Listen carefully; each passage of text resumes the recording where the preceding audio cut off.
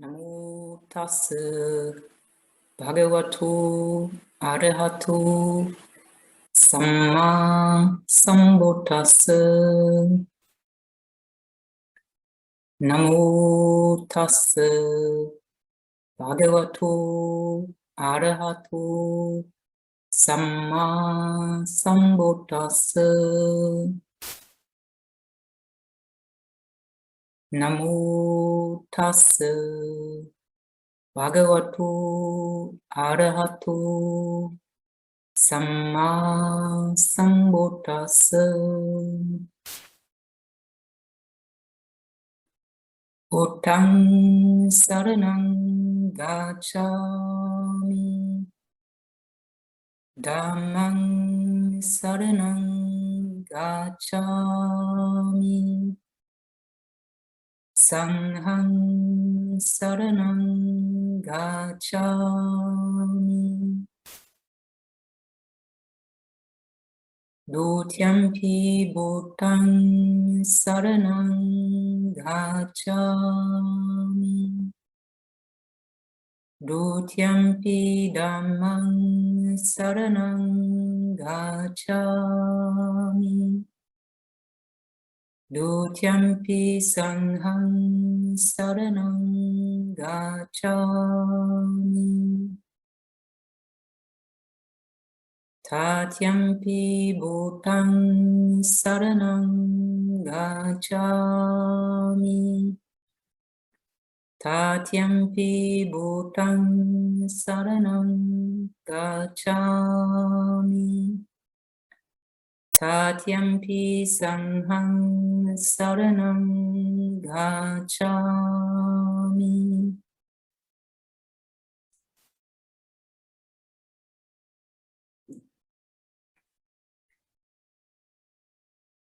Pāṇātipātā vīramani Sikkhapadang samadhiyāmi. Adinadāna vīramani Sikkhapadang samadhiyāmi. Kāmesu miccācārā vīramani Sikkhapadang samadhiyāmi. Musāvādā vīramani Sikkhapadang samadhiyāmi. Suramirya madhya-pāmadātāna vīramani Sikkhapadang samadhiyāmi. I undertake the precept to abstain from killing. I undertake the precept to abstain from taking what is not given. I undertake the precept to abstain from sexual misconduct. I undertake the precept to abstain from false and malicious speech. I undertake the precept to abstain from intoxicants, which induce heedlessness.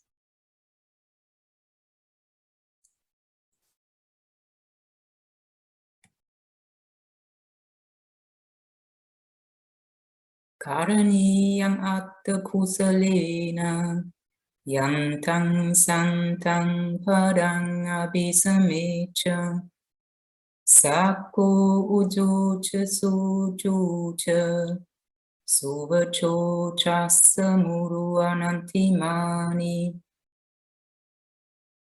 santu sakocha subarocha appakichocha sallahukavutti santindriyocha nipakocha Appagabo kulesu ananugito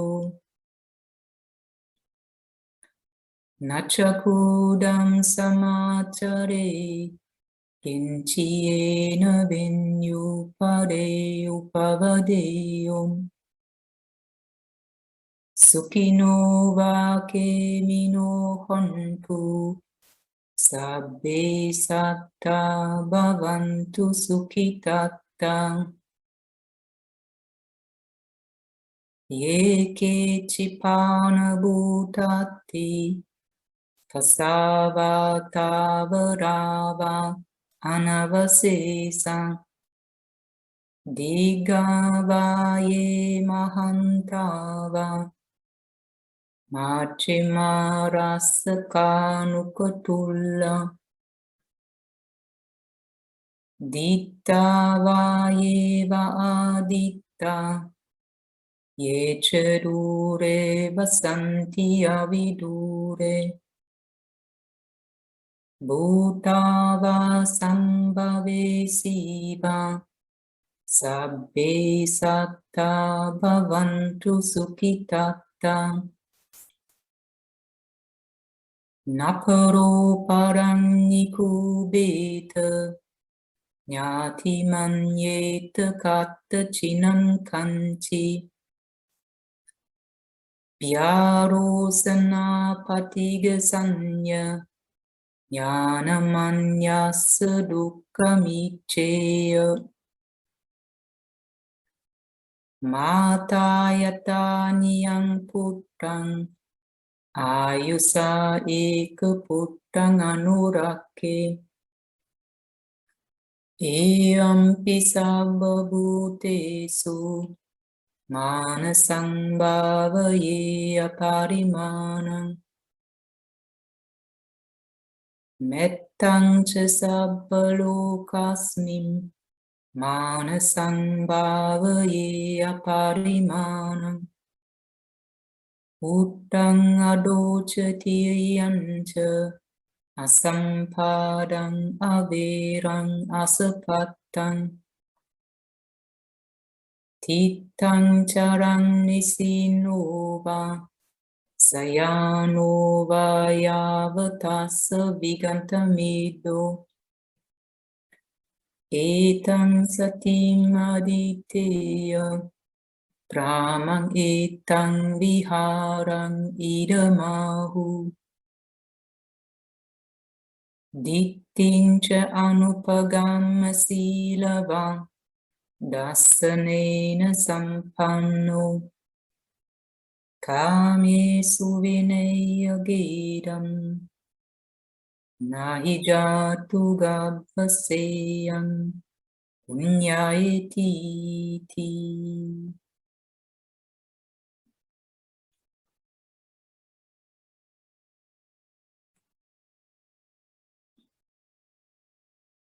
This is what should be done by one who is skilled in goodness and who knows the path of peace.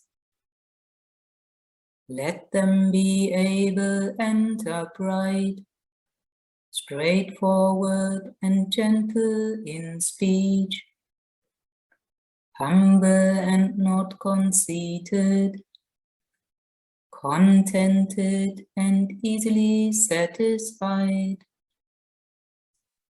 unburdened with duties and frugal in their ways, peaceful and calm and wise and skillful, not proud and demanding in nature.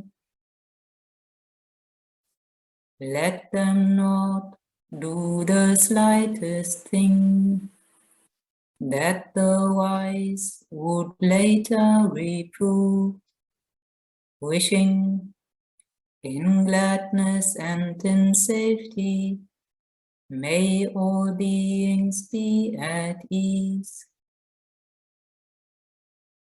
Whatever living beings there may be, whether they are weak or strong, omitting none, the great or the mighty, medium, short or small, the seen and the unseen, those living near and far away, those born and to be born, May all beings be at ease.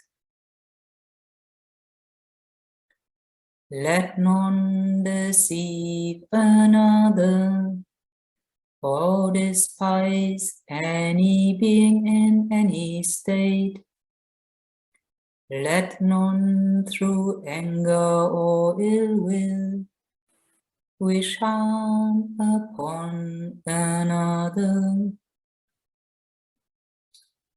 Even as a mother protects with her life her child, her only child, so with a boundless heart should one cherish all living beings,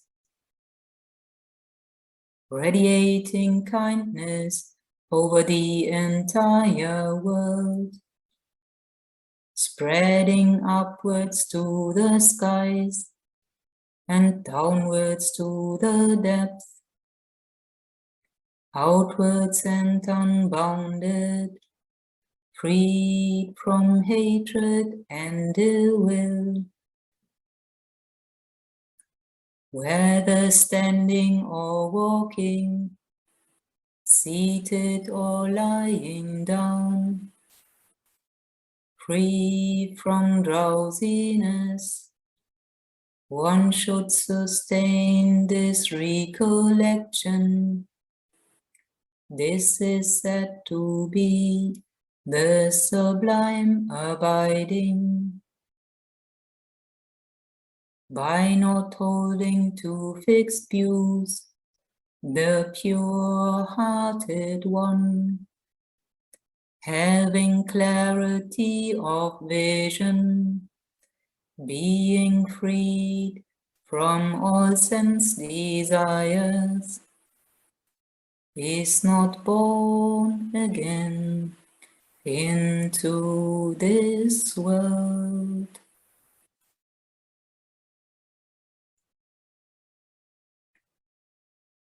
Sadhu, sadhu, sadhu.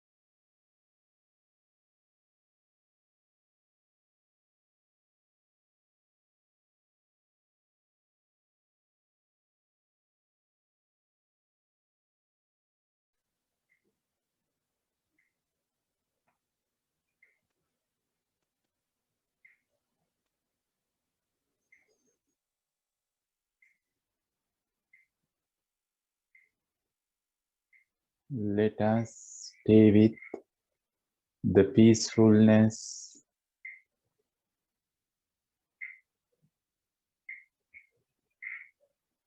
with the chanting.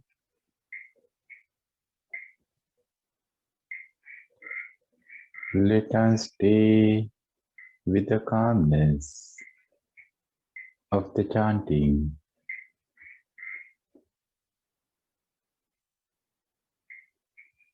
Let us stay with our hearts.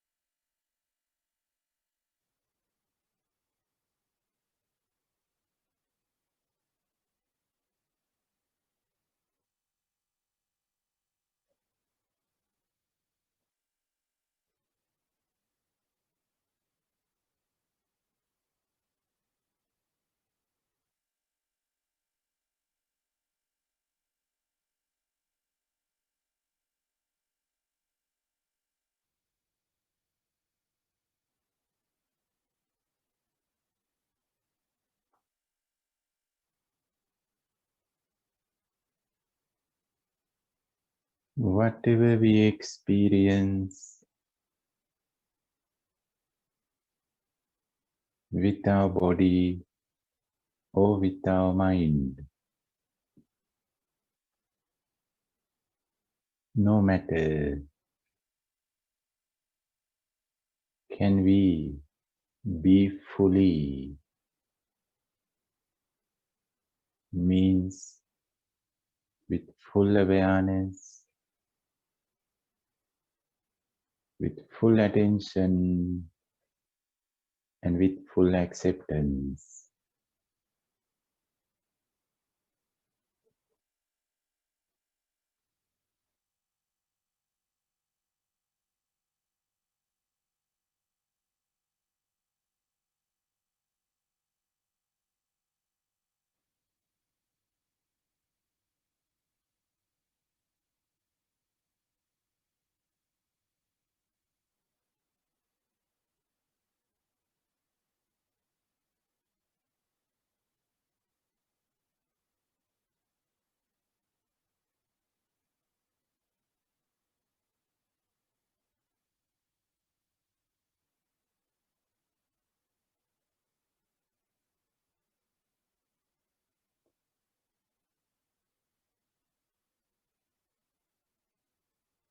Neither good nor bad.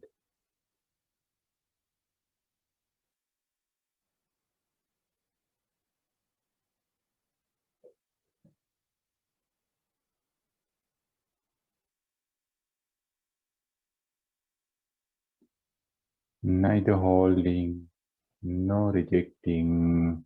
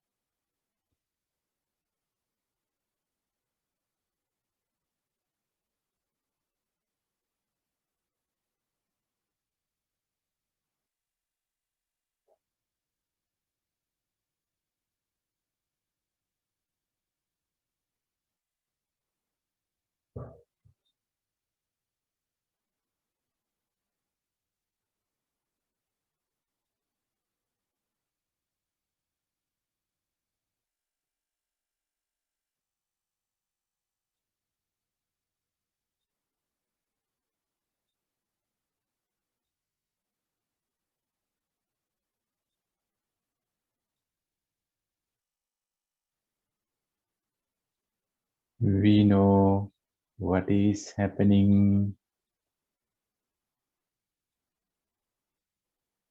what we experience. We know with the body and with the mind.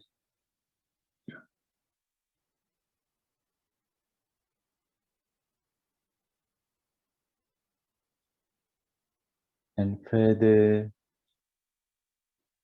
we pay our full attention on whatever is happening to see what is happening to it. what is happening to whatever happens from moment to moment. Whatever is all right. Nothing is all right.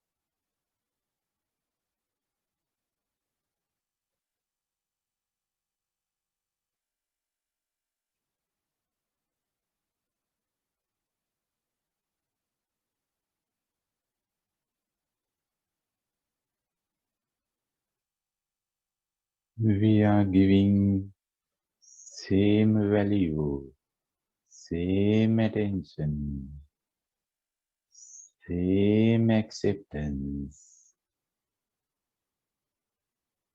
to whatever we experience with the body and with the mind.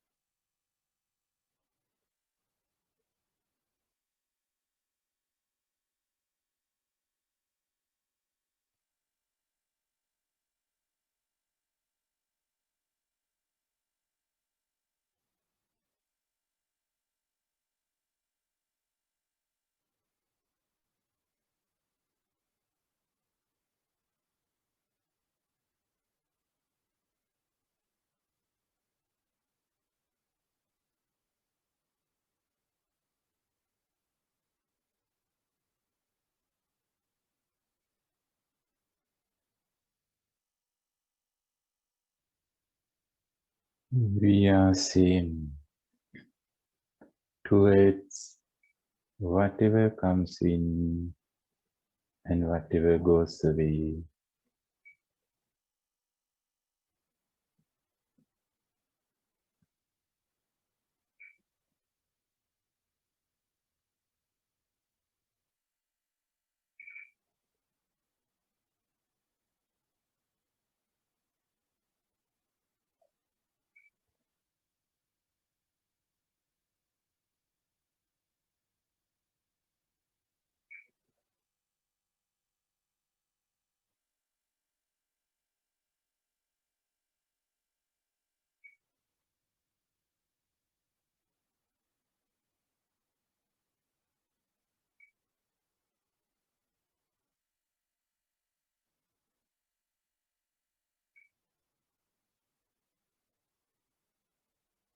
Also, if nothing comes in and nothing goes out, we are same.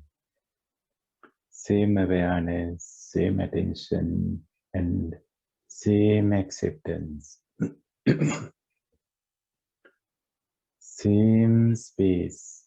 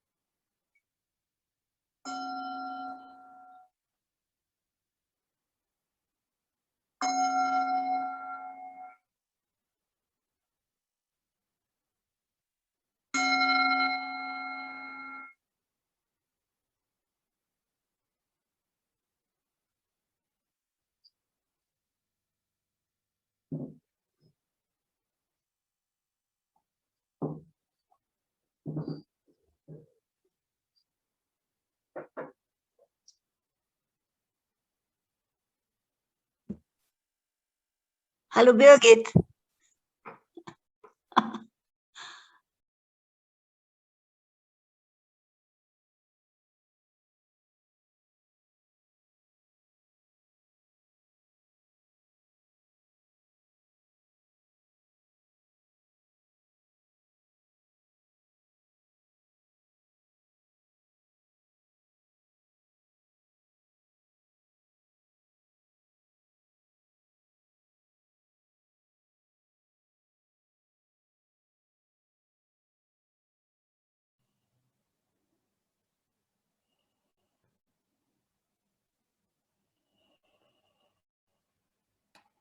So, good afternoon, everybody.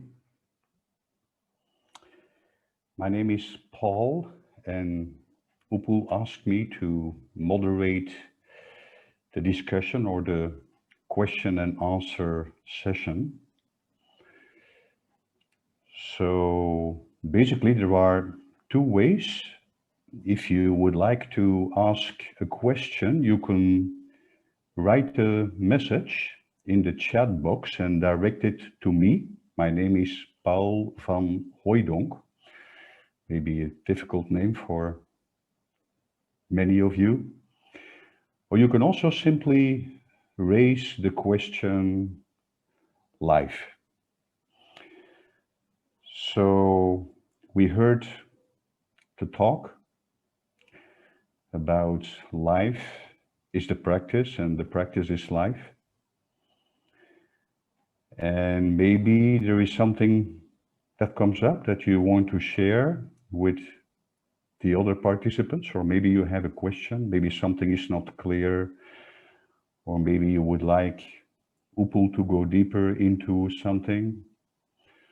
So please feel free to either write the question in the chat box or ask directly. Thank you.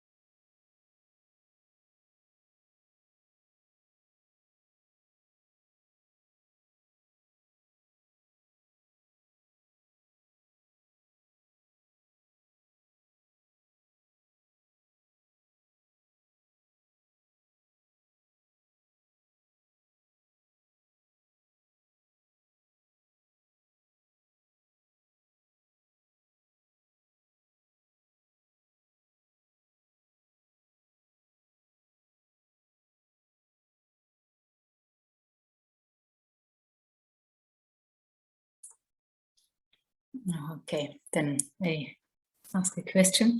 Hello.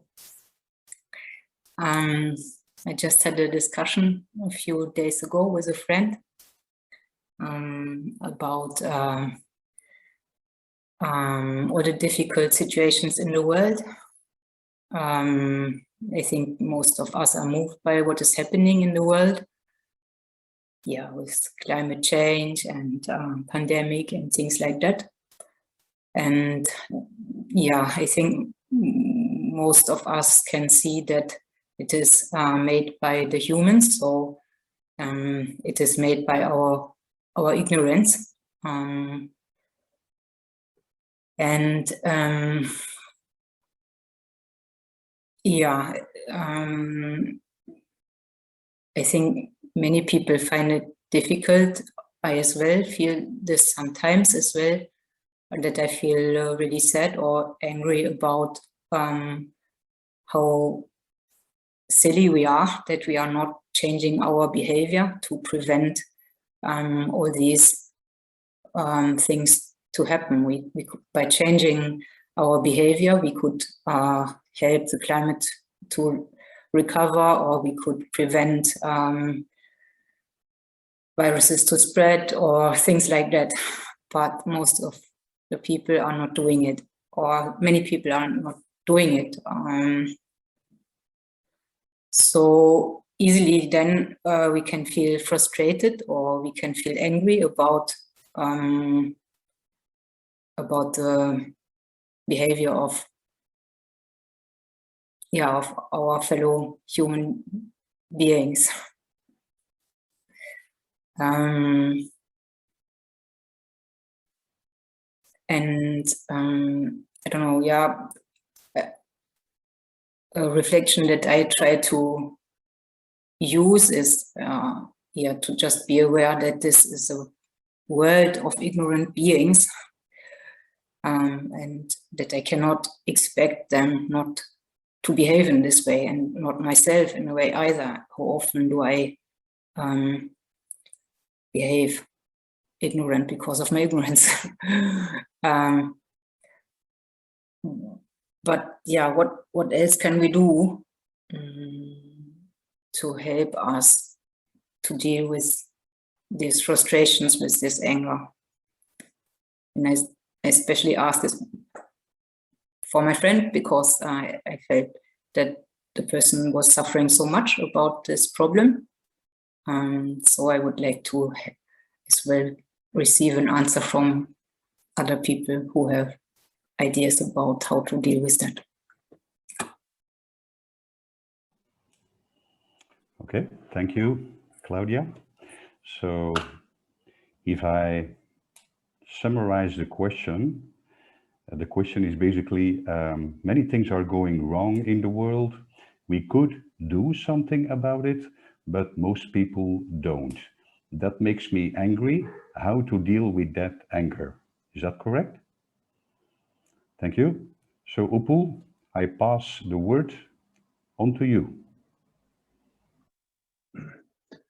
Oh, thanks, my dear Paul. Yeah, thank you very much for coming to moderate this discussion. And thank you very much for passing this question to me. Also, it's because I don't know the answer. That's why I pass it on to you. Well, that it doesn't mean that I enjoy this question, no. But let me think about it. Let me reflect about it. Because of, I think, both reasons. Because of majority is not doing some whatever we had to do, and also therefore we are angry. I think we are suffering because of these two reasons now, not only one reason. One is external and the other one is internal. So, so first I think we can work with the internal issue, because that is the worst part. We cannot sleep with this anger. We cannot do anything with this anger. And actually, we don't know what others are really doing in this moment when we go to the bed to sleep. Maybe there are a lot of people, they are working, they are doing great things for the present and for the future. But we don't know, we cannot see, we are not aware. But the anger hurts us a lot. So my suggestion is, first we had to work with this anger. That is also something not necessary, something harmful. what others are doing to the external environment and what we are doing to our internal environment, I think equally same, no different, equally same. What we are doing to our inner environment and what others are doing to the outer environment, both can be harmful. So we have to look at the picture in this way. And the anger cannot solve the problem. Inner problem or outer problem. With anger, we cannot change others. We cannot help others to change with the anger. Therefore, we have to do something to the anger. We have to understand this anger is useless instrument, useless tool for this moment, for this problem. It can be an useless instrument or useful instrument or useful tool for some other situations. But for this situation, the anger is 100% useless and harmful instrument. We should not use this tool to solve the problem. The anger is one of the causes for this insensitivity towards the world, towards what is happening. How much anger we have, that much we are insensitive to others, to our own self, to the plants, to entire world. So, who changed the world? Who changed the world? Only who had or who have love, compassion, mercifulness, kindness. They changed the world. Not people who are very aggressive, not people who are very impatient. They cannot change the world. So this is the first suggestion.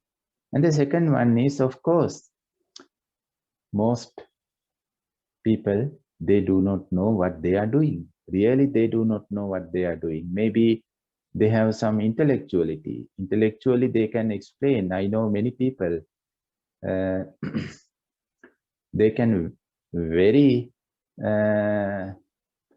can explain very well about the disadvantages of smoking, but they couldn't stop smoking. They could not stop. They did not stop smoking, but they can explain scientifically and spiritually and socially how bad smoking is. So that knowledge doesn't help. That knowledge does not give us any awareness to know what we are doing. So most people are in deep ignorance, in deep sleep. In deep sleep, they are doing many things, but they don't know what they are doing.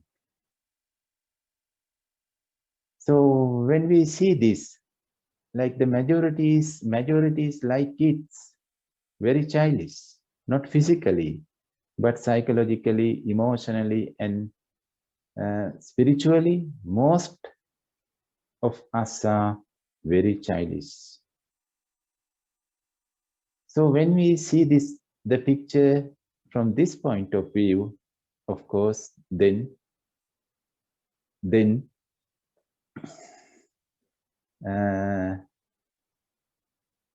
something else comes to our mind instead of the anger.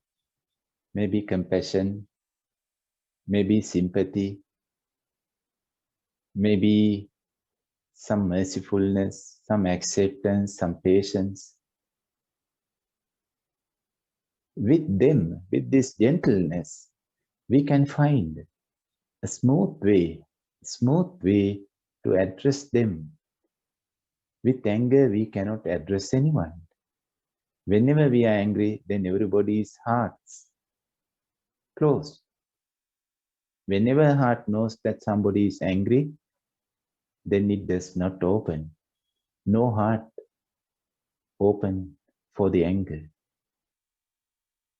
So, saving the world,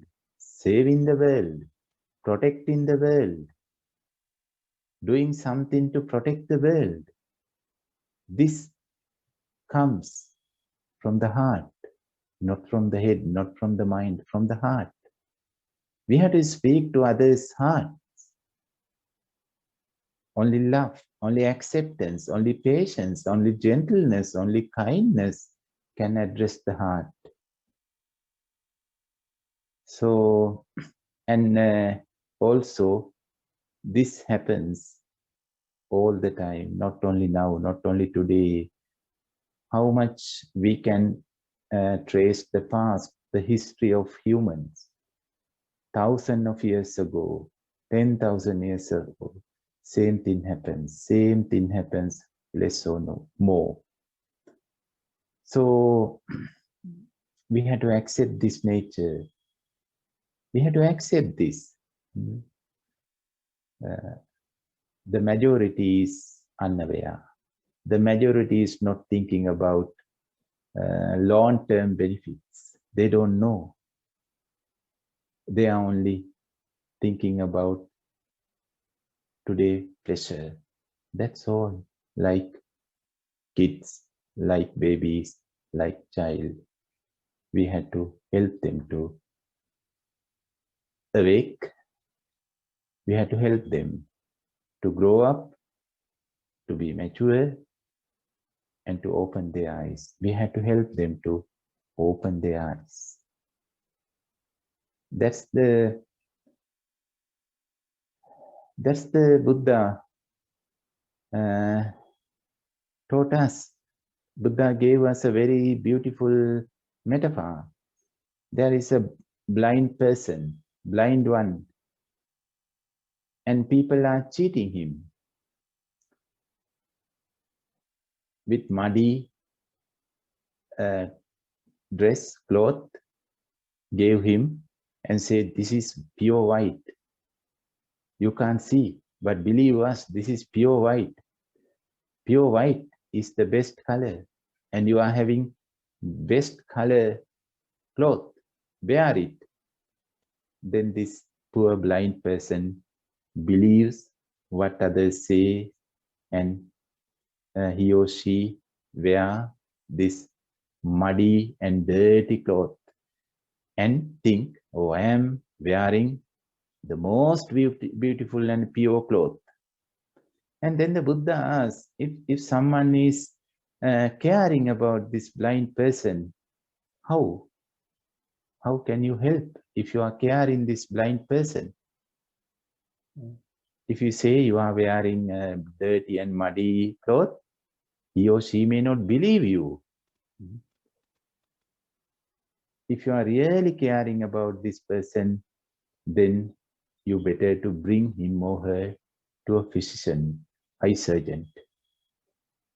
And with help of this eye surgeon, this blind person can see through his own eyes or through her own eyes. Then you don't have to say, you don't have to tell him or her what is good or what is bad. He or she can see the reality just as it is. So this is the help, what we can do to the world. If we are really caring about the world and if we are really caring about humans, because we cannot separate humans and world. We cannot love the world and hate humans. That is not right thing. This is my answer, dear Paul.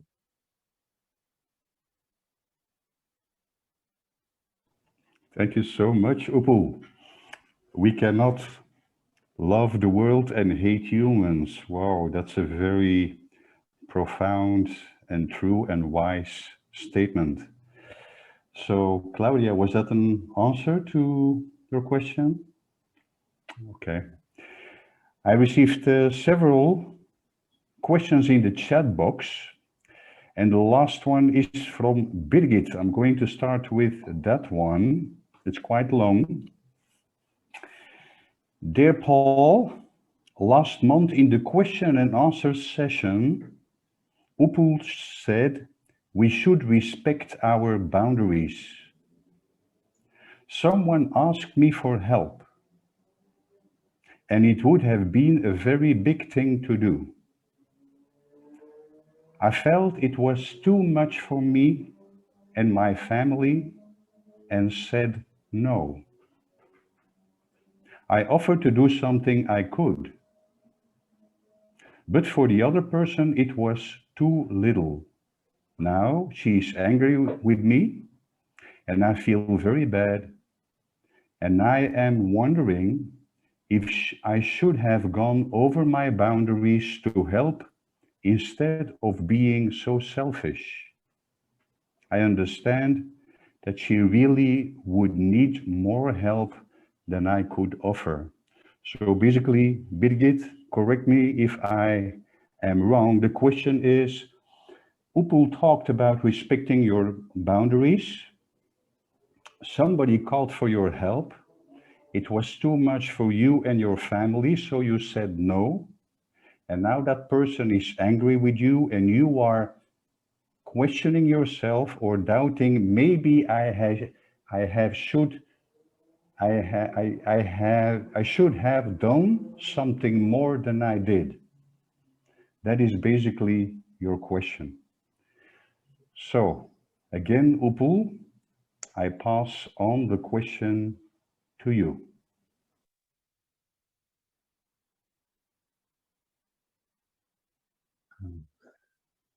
Oh, thank you, dear Paul. Again, pass the question to me. Well, well, whatever, it is over now. It happened. So please, now please accept your boundaries. Boundaries means boundaries of everything, boundaries of understanding. So now your understanding is different than before. Before, your understanding told you, I cannot help her. That was your understanding. But now you understand differently. Now your boundaries or borders of understanding might be wider and broader than a couple of weeks ago. It's good. It is really good. So be happy about it. Be happy. Don't worry about it. Be happy. And with your limitations, you said no. You said no. And now, please accept that your decision. Please accept it. Now you cannot go to the past and change it. That is not possible. And we can learn from it now. Before we say yes or no, yeah, I can do it. Maybe we say yes, but really we cannot do it. And we say no, I cannot do, but maybe we can do. Therefore, before we say yes or no, we better to take some time. Instead of saying yes, I can help you, or no, I cannot help you, instead of that, if you are not sure, we better to say, let me think about it. Give me some time, please. Give me some time, please. Some time means maybe 1 minute, 5 minutes, half an hour, 1 hour, 1 day. It is depending on the situation. Anyhow, we better to say, let me think, let me reflect. Give me some time, please. And then we have free time. We can use that time to think about the necessary of helping that person, how much important, and are there any other people who can help better than me? And at the same time, we can think about ourselves. Do I have enough capacity, enough time, enough understanding to help this person? So if nobody is there to help her or him, and if we have little, at least little amount of capacity and capability to help that person, we can say, yes, I help you, but I can help only for this. I don't have much time. I don't have much wisdom. I don't have much skill to solve all of your problem. But what I can do is I can help you to help yourself. I can help you to help yourself. So this is the thing what I think we can do wisely.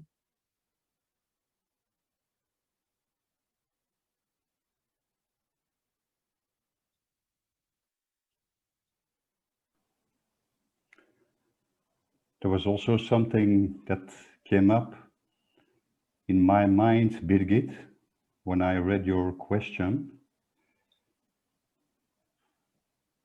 So I think when somebody asks for your help and you feel it's too much, you can say no, and then the other person may feel offended or hurt or rejected. But I think I have the feeling that if you speak straight from your heart, and if you make your own boundaries clear to that person, if you say something like, I understand your problem, I wish I could help you, but I can't.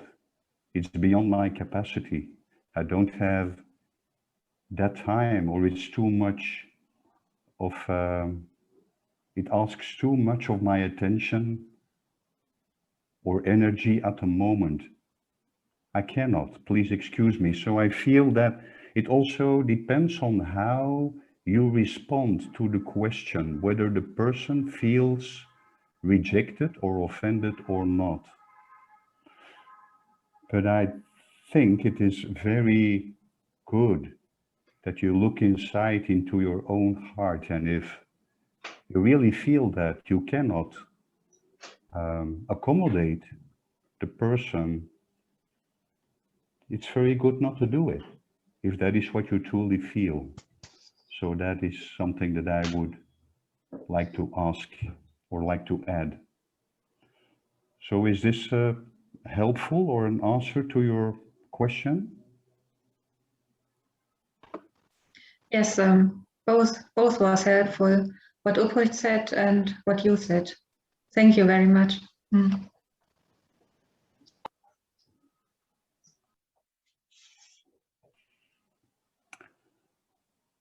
Okay, I go to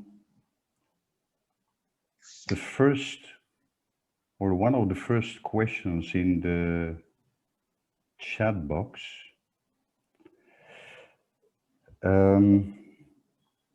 A question from Lisa. She asks, Paul, would you please explain more why and how the regular chanting can help with our practice and contemplation? So the question is basically about the usefulness or the importance or the meaning of the chanting. Now, I must say I don't chant that regularly in my personal practice, so Upul, I hope you don't mind that I pass the question on to you. Once again, thank you, dear Paul. Well, chanting is something we can do quietly, silently, as well as loudly. That means we can open our mouth and do chanting loudly. Also, we can keep our mouth closed and we can do chanting mentally with the heart. without making any sound. So there are two ways to do chanting, verbally and mentally with the heart. But whatever, even though we do verbally, we have to do it with the heart. If no heart, then it is not chanting. It is just a sound, just a noise.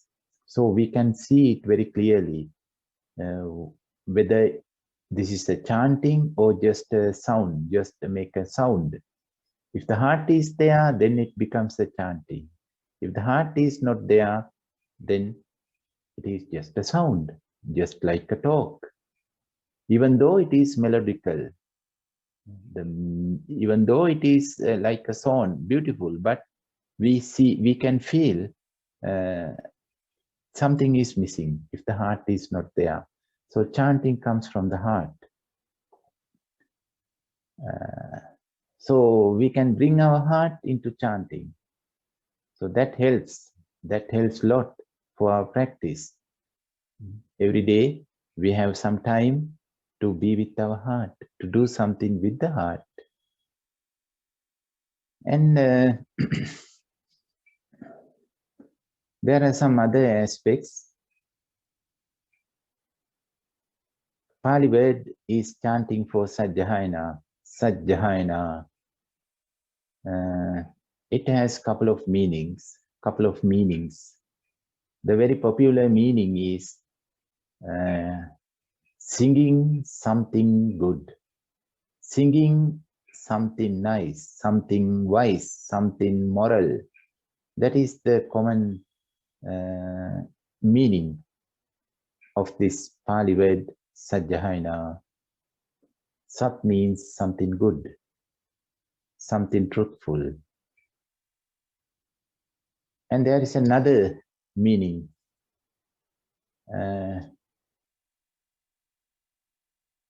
Jahayati means meditation. Meditation. Especially concentration meditation. Jahayati, absorption. Jhana. And Sat means together, together.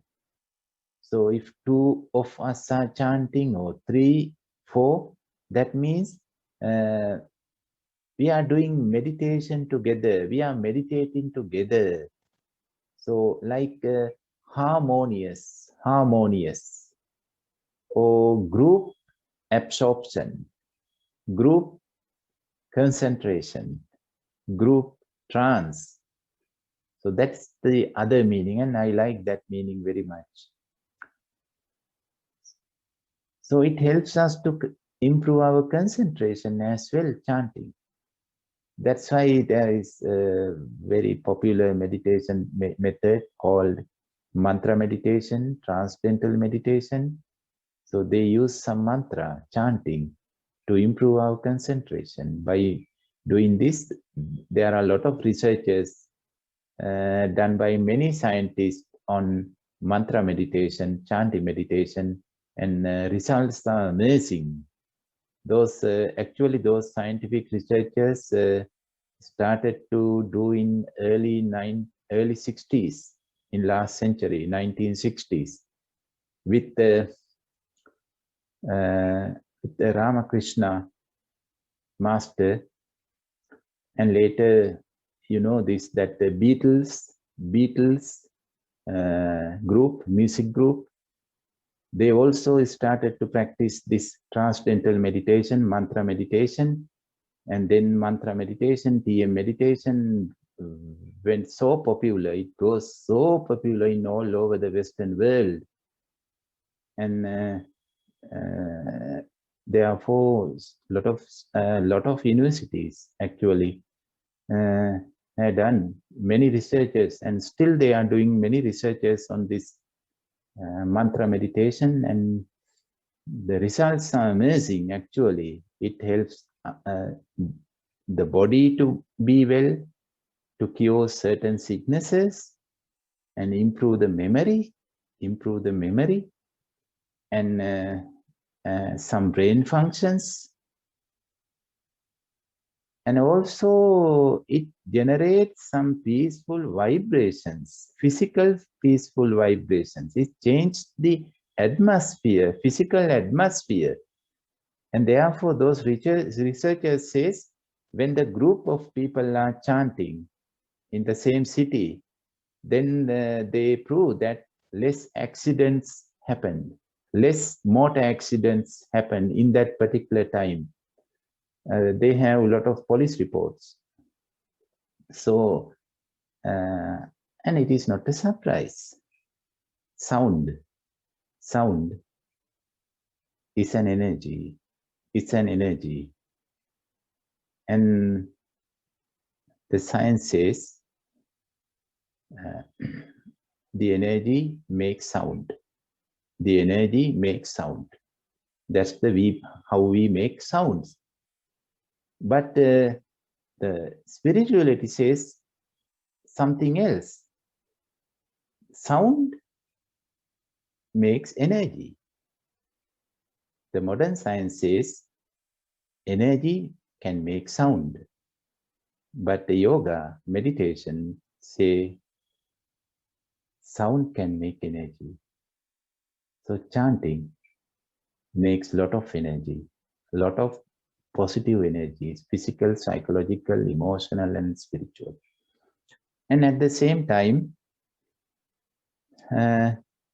when Claudia did chanting, we can feel it came from the heart. It came from the heart. And also when Paul, you do chanting, we all love to hear it because we know it comes from your heart. And there is a beautiful meaning or beautiful meanings behind each verse of chanting, deep meaning. And those sutras, what we are chanting in Buddhist tradition, actually taught by the Buddha. Taught by the Buddha, we believe it. So the first person who chant this chanting is Buddha. So what we are chanting now, whatever we are chanting now, came from the Buddha's mouth. So it is so powerful, therefore.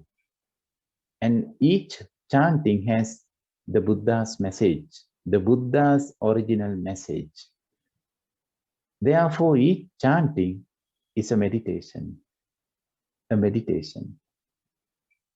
I think most of you are familiar with Thich Nhat Hanh, Bhikkhu Thich Nhat Hanh, a Vietnamese monk who lives in Vietnam now, but who was living in the West, France, in Plum Village for many, many years. And he made a lot of chanting, a lot of verses and poems for every single activity. Whatever we are doing, from the moment when we get up and the last moment when we go to sleep, in between that, for every single activity, when we brush our teeth, there is a chanting. When we wash our mouth, again there is chanting. When we wash our hand, chanting. When we cook something, there is chanting. So that is really amazing. So that chanting helps us to be mindful on whatever we are doing, and at the same time, we can see the meaning, what we are doing. What is the meaning? Why we are brushing the teeth? The physical meaning as well as spiritual meaning.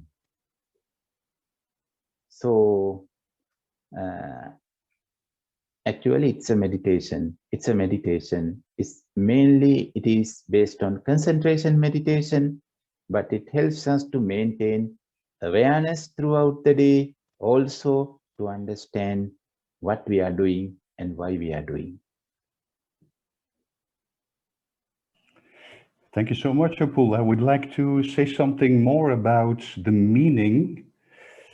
In our meditation center in Belgium, every Monday night we have a silence meditation evening. So we sit 1 hour in a big circle, and there are several people of our center connected here today. And then after this silent meditation, we do chant. And we chant regularly the Karanyameta Sutta in English, as I have learned it in Ilambe. And then somebody reads the Dutch translation. Dutch is the mother tongue of the people, so everybody understands the content. And it's pure poetry. So this beautiful sutta on loving kindness, in which the Buddha describes the qualities of an awakened person, this is what should be done by one who is trained in goodness. Let them be able and upright, not proud or demanding in nature.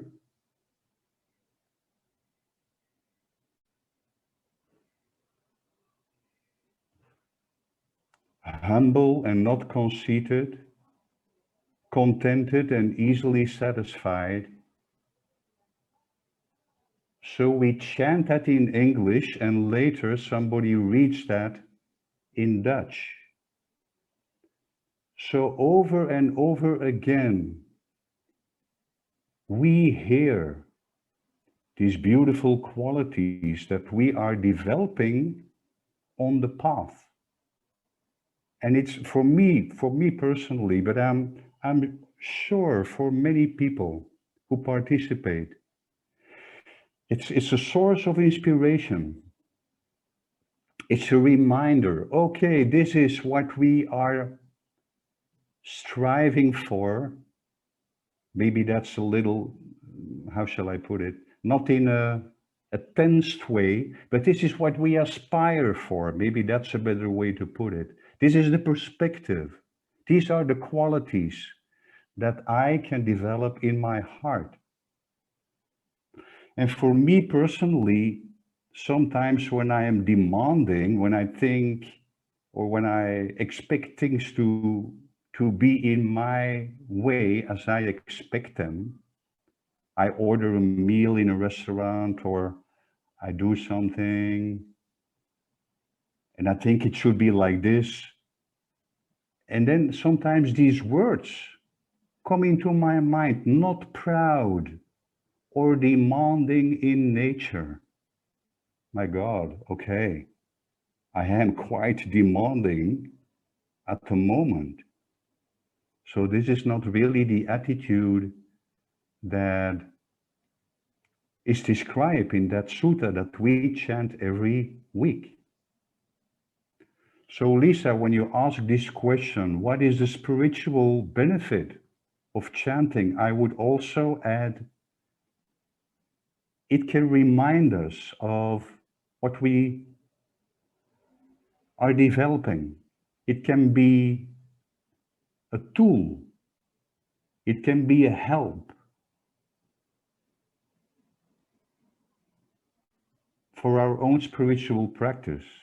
It can be a stimulus, an encouragement, a source of inspiration. That is what it is for me, and I'm sure for many other people. So that is what I wanted to ask. So Lisa, is this a satisfying answer, what Upul said and what I just added? Thank you, Opal, and thank you, Paul. This is very beautiful. I will continue my chanting daily and regularly. Thanks a lot.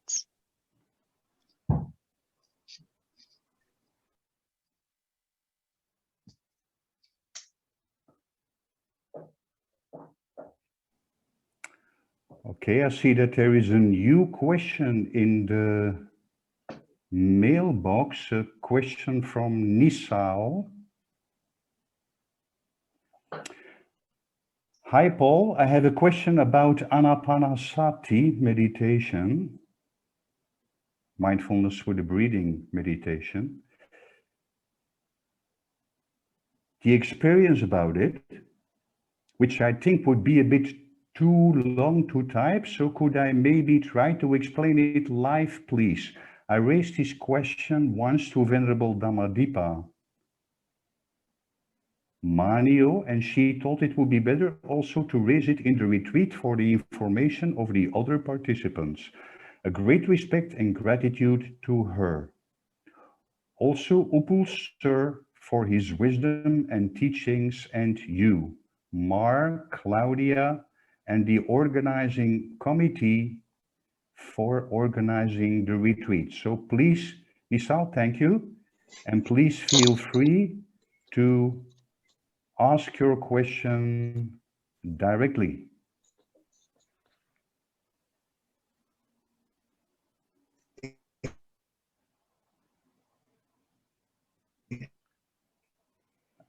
The connection is not good, Nisal.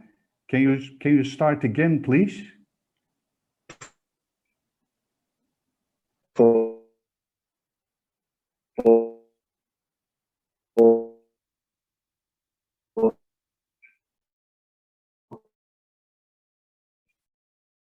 Hello. Please, can you Can repeat you hear it? me now? Yes, now we can hear you. So please, Okay. can you raise the question again? Yes, sorry for the interruption from the network. I mostly do Anapanasati meditation. That's the breathing meditation. And there I focus normally on the areas around the nose and the nostrils. So whenever you start the meditation, you feel the air, the collision of the air or the touching of the air around the nose or in the walls of the nose. Or in my case, I could really feel the difference because as a child, I had a accident and a damage on the nose. So on one nostril, it's the air collides really solidly, while in the other, it's more smoother. So whenever you start, you feel the wind or the air flowing in and out in a way that you could realize it, you could sense it really solidly. And as you go deeper and deeper into meditation, the breath becomes much more smoother and smoother, and then you come to a point where you feel like you breathe, but you don't feel the breath, the wind going in and out anymore. And at that point, it's no longer you find, or I find it no longer possible or really easy to focus on the breath, that particular point of contact anymore. And it feels like that you fall into a kind of like a hibernation. And I have also read that this is kind of like normal for noise practices. So I kept on trying it, even though I fall asleep. Now I have come up to a position where I am able to stay up awake, but still it's hard to control kind of like the mind after that. It's not as if you stay in your day-to-day life and the mind wanders around, but this is kind of like the feeling that you get when you are kind of like between the sleep and the awake status. So I tried myself observing there what happens really, and what I feel is that I kind of like try to find it difficult to find the mindfulness there, kind of like the mindfulness loses or get lost somewhere.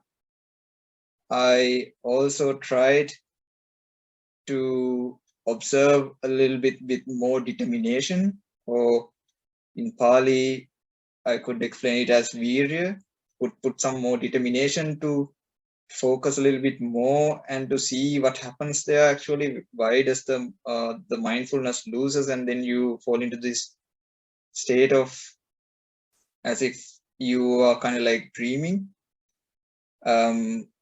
So my question is, is there anything that I have to do at this moment in order to proceed with the proceed or improve the meditation?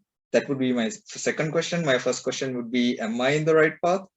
The second question would be, if I am in the right path, would I have to do anything extra, something like putting a little bit more of the meditation determination, or trying to be more mindful intentionally, or put some more effort into that? Or should I just continue the way I'm doing, and eventually would I be able to come to a state where even though you don't feel the focus on your breath, but still you are mindful? I try to explain in words the best, I think, the experience. Yeah, thank you again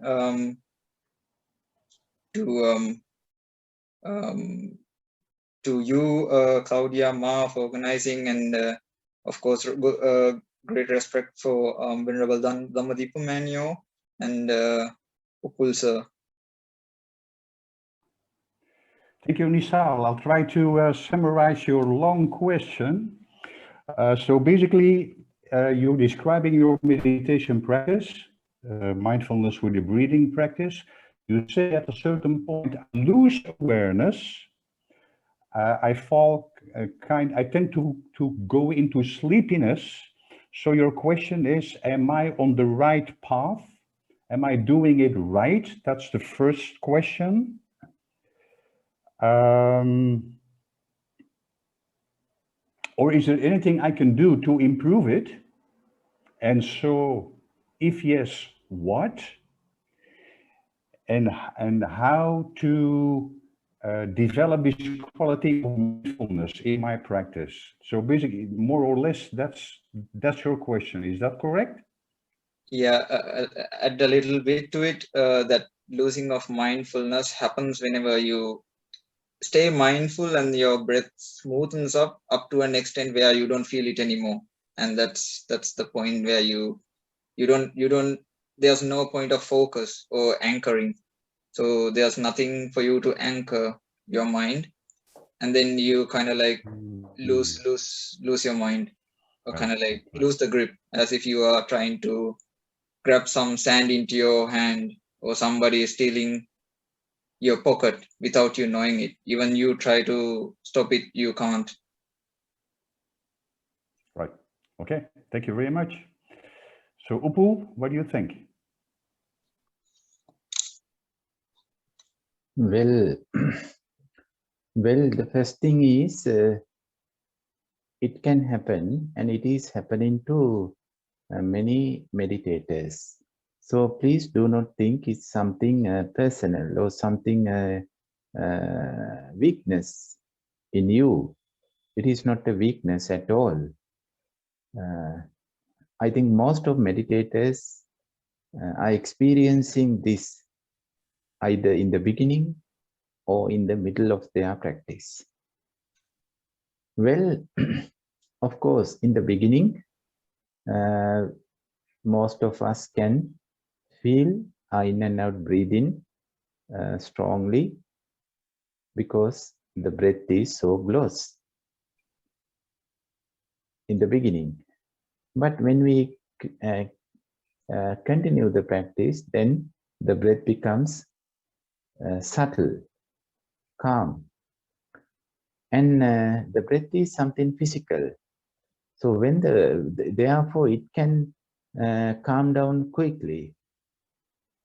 It can be subtle quicker than the awareness.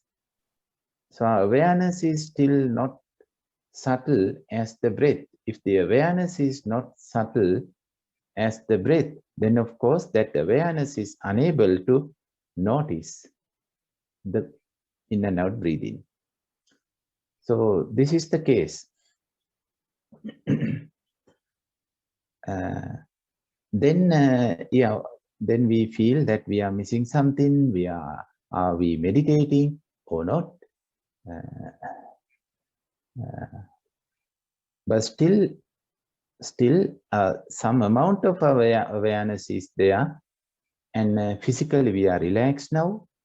That's why the breath becomes subtle, and the awareness is cannot notice any object now.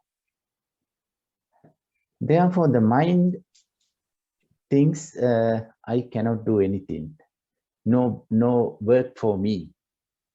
That's why you feel sleepy. Then the mind thinks, if nothing to do, then better to sleep. So then mind is trying to bring you to sleep. That's why you feel sleepy. But actually, this is a turning point. If you can improve your awareness, then you can go to samadhi. If you do not improve your awareness, then of course, your mind brings you to sleep.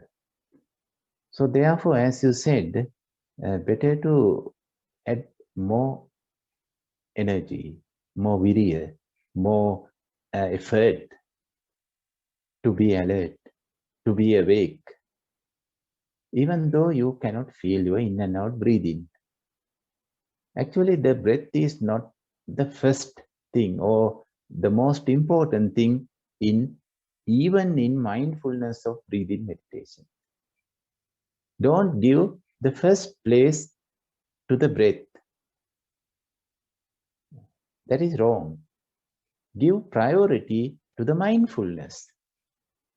That's the recommendation given by the Buddha in the discourse of establishing of mindfulness. Satipatthana Sutta, Parimukhang Sating. That is one of the qualifications to practice mindfulness of breathing meditation. There are a couple of qualifications. One of the qualifications is Parimukhang Sating. Parimukhang Sating, give priority, give the first place to the mindfulness, not to the breath, to the mindfulness. So you may feel breath, you may not feel breath, doesn't matter. The important thing is, are you know that you are not feeling the breathing? Are you aware? Do you know that you are not touching or noticing the touching place of in-breath and out-breath? If you know it, then you are meditating.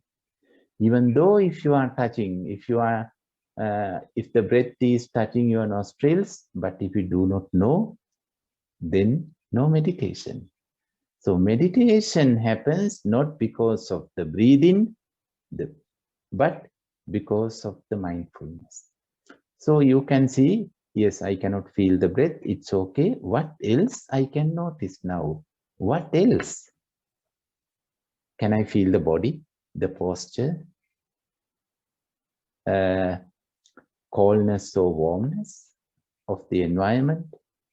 Can I hear sounds? Yes, yes, yes. Oh, that means I am aware. I am not asleep. I am awake. I am alert.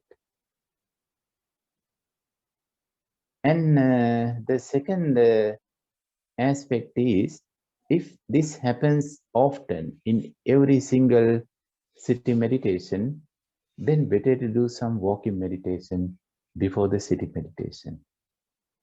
Just do some walking meditation to awake yourself, to establish subtle awareness.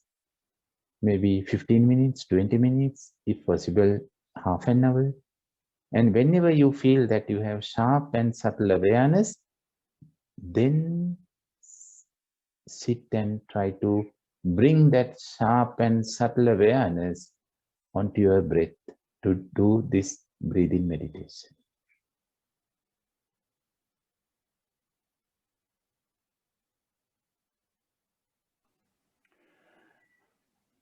Thank you very much, Upul. So Nisal, was that an answer to your question, a satisfying answer or a clarifying answer? Yes, of course. Thank you very much.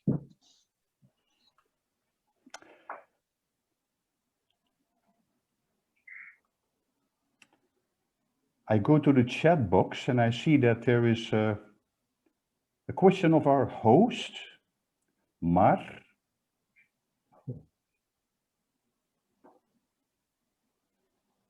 What is the difference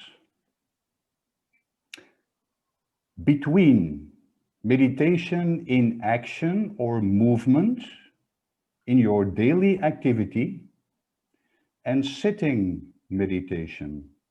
What is the difference between meditation in action or movement in your daily activity, in your daily life activity, and sitting meditation?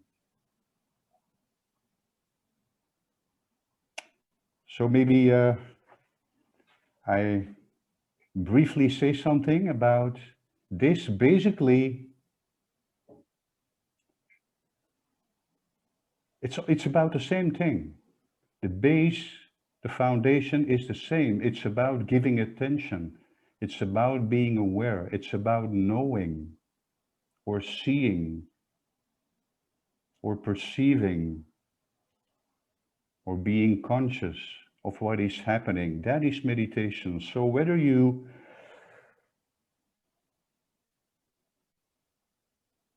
see what is happening in your daily life while you are touching the vegetables, while you are washing up the dishes, while you are ironing clothes, while you are sweeping the floor, while you are getting dressed or brushing your teeth or making use of the bathroom,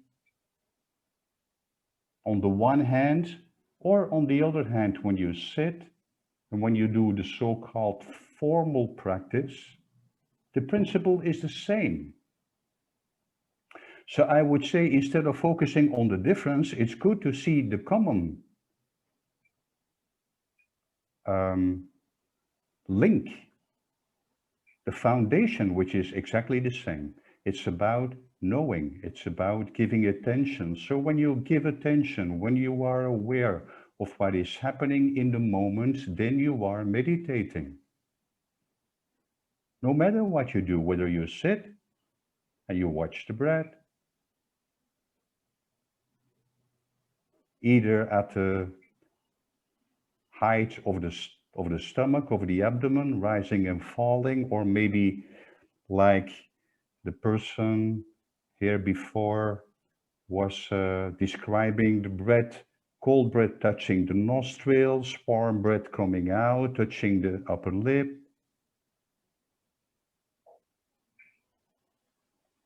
You hear the sounds, you feel the physical sensations, you're aware of the emotions, the formal sitting practice, or your daily activities.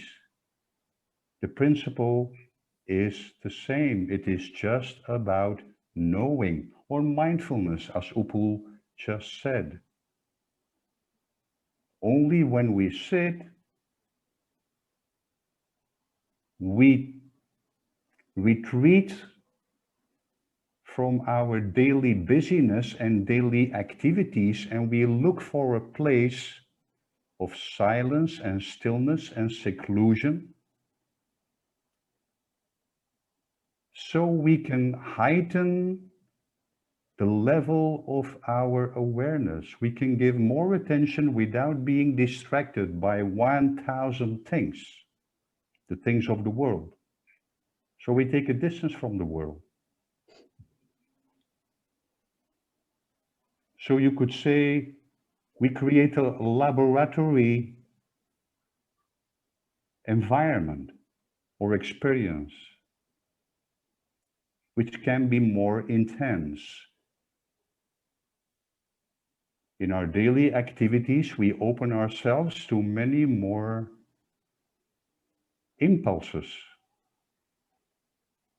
But the principle is the same. So that is what I would say. I'm curious, Upul, what your answer is. Well, yeah, I totally agree with you, dear Paul. Basically, it's same. We are trying to be mindful. We are trying to be in the present. We want to know what is happening, and we want to detach from whatever happens, and we want to relax ourselves. we want to have a rest, mindful rest. So basically, the basic is same and different approaches. Basic foundation is same. The way we approach is different. What comes to my mind while I was listening to Paul, your answer, is that it is something like charging the phone and using the phone, something like that. When we do sitting meditation, what we are really doing is we are charging ourselves physically and mentally and spiritually. We are recharging ourselves. We are recharging the awareness. We are recharging the equanimity. We are recharging the concentration. And when we are meditating in actions in everyday life, then we are using it. Like we are using the phone to make calls. So both are equally important. Both are equally important. Therefore, don't give up one because of the other. Oh, I know how to meditate in everyday life, therefore no need to do sitting meditation. Oh, I do sitting meditation every day, therefore I don't have to bring my meditation into my everyday life. No, both are equally important. Recharging the phone is important as well as using the phone. What is the purpose to recharge the phone? If we are only recharging as a ritual, but if we do not use it, then the phone becomes an ornamental item. And if you are only using without recharging, then after a while, the phone will say, oh, I cannot help you anymore. First, please recharge me. Then I can help you. So different approaches, but basically it's same. And first we learn meditation with sitting posture. That is, I think, most of 99% of meditators, how they have learned to meditate, only sitting meditation. And then we bring meditation into our everyday life. That's the second or third step. If we do not bring that meditation into our everyday life, then our meditative life and everyday life are two different things. They are two different things. So we have to bring meditation into our everyday life. So please think, while we are thinking that I am cutting vegetables, as Paul said, I am washing my clothes, washing dishes. Not going to meditate.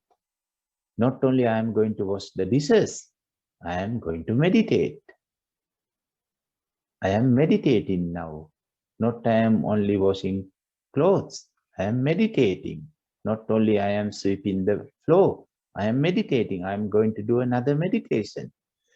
So give some spiritual label and spiritual value to each activity.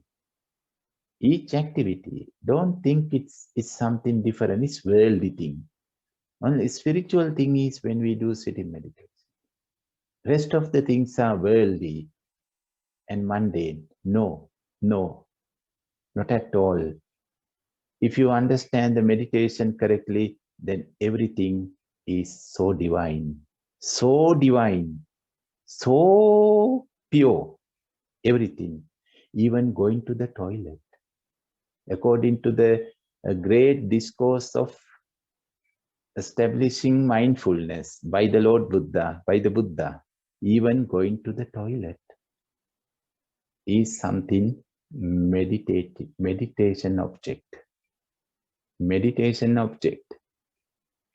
Pali term is Uchchara Passava Kamme Sampajanakari Hoti. Try to be mindful. Try to be aware. Try to meditate while you are doing something in the washroom, in the toilet. So same as you are being aware on your in and out breathing.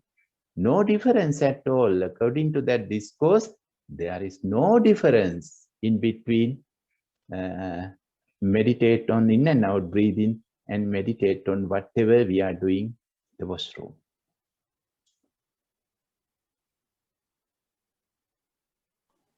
Thank you very much, Upul. It reminds me of Godwin's words. He used to call it the toilet meditation. I don't know if you remember that. It's also in one of his books. He refers to the toilet meditation. And there's also one interesting remark from Ben in the chat room. He wrote it in Dutch. I will translate it in English. He said, the formal meditation is the training, and the meditation in daily life is the game or the match. So the formal meditation is the training, and the meditation in daily life is the match or the game. And while other people were speaking, I saw that Ewan was smiling. So maybe I introduce Ewan briefly. Ewan is a good friend of Nilambe. He is also a student of Godwin Samararatne, the first meditation teacher in Nilambe. He guides retreats in Nilambe also. So I could see on your expression, the expression in your eyes, Ewan, that you had also maybe something to contribute. Feel free. There's a saying in, I was laughing at what Upal was saying, there's a saying in Zen that more people get enlightened on the toilet than sitting in a meditation hall. Yeah. That was one of the reasons I was laughing. Okay, thank you very much. There's something to keep in mind. So let's go to the bathroom. Now, I'm thinking who was asking this question. It was Mar. So Mar, is this, these three contributions, are they helpful? All right. So I think we have time for one last question. I see that there is one question in the chat box, but it's not really a question. It's a word of thanks from Catherine. Thank you, Mr. Upul, and organizers Mar and Claudia and Paul. Grateful for your kindness. So maybe somebody would like to ask the last question. Is there anybody?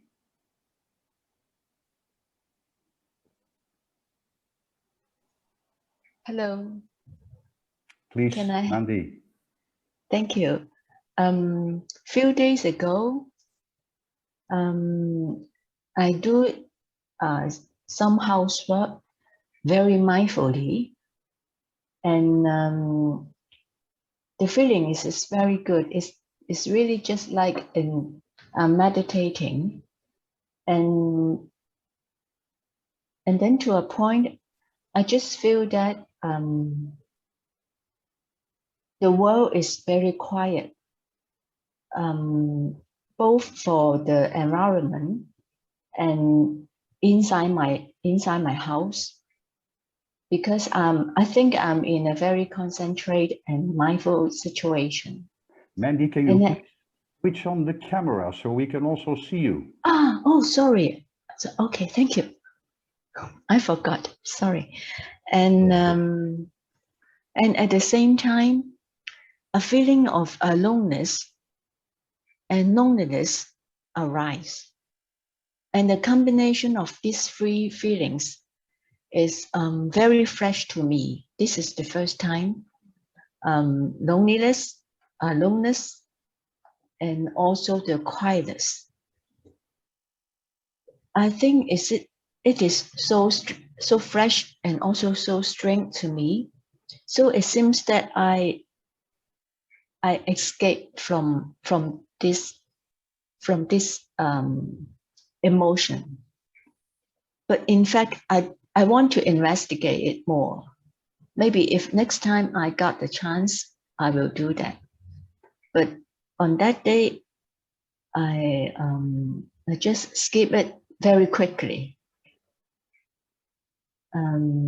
Is it my intention to skip it, or it is a natural response?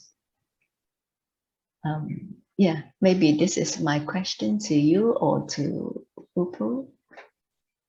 I don't know if it is clear. I can't hear you. Can I ask you to summarize your question maybe in 1 or 2 sentences so that it is very clear? Okay, I tried it. I got a situation that when I feel very calm, very quiet in my mind, and at the same time, a feeling of loneliness because of the quiet, too quiet for me. So I feel loneliness and also aloneness.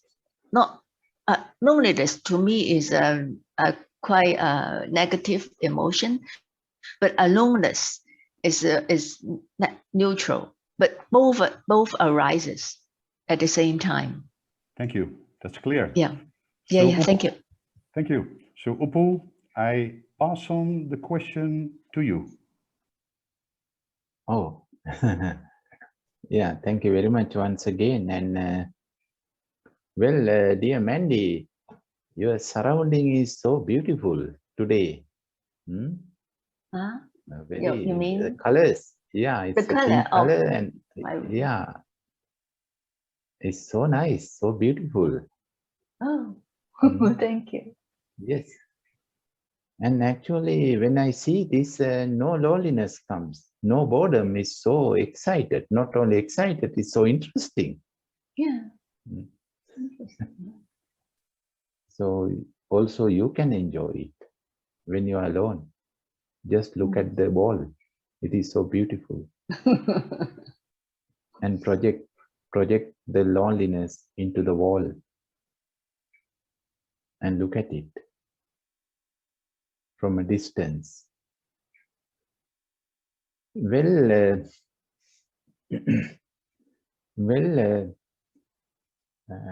yeah, they can go together.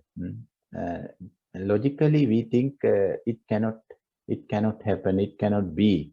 When we are calm, when we are still, then there is no place for boredom or loneliness.